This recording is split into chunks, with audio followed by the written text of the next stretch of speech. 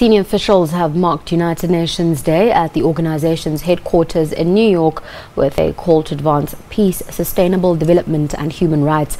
The 24th of October is the day in 1945 when the UN Charter entered into force.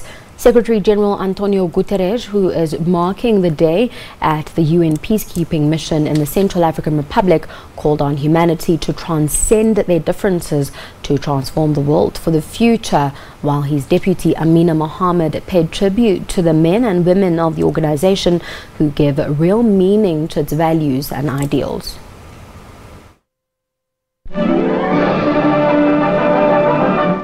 It was 72 years ago that the UN Charter came into force, a foundational treaty to which all 193 member states are today bound by its articles.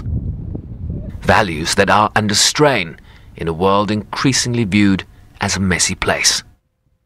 We see rising tensions over nuclear weapons, growing intolerance and escalating impacts of climate change.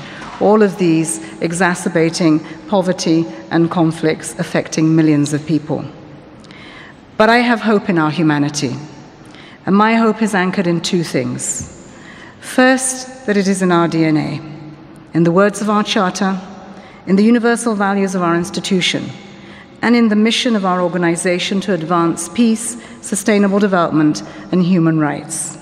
These are the three strands of our DNA.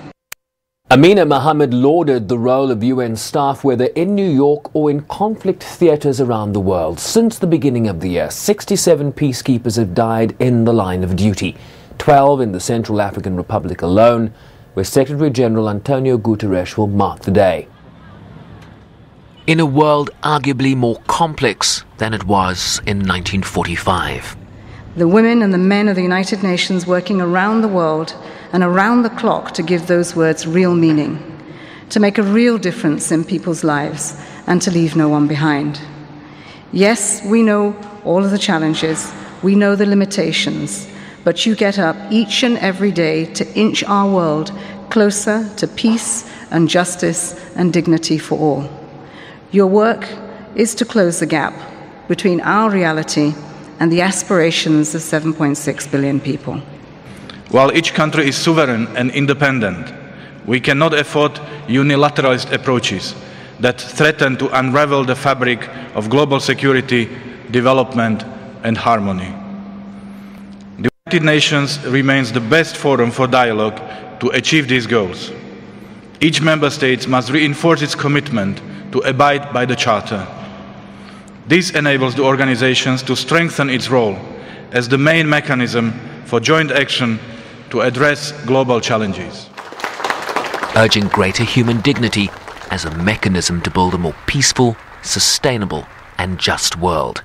Bryce-Pease, SABC News, New York.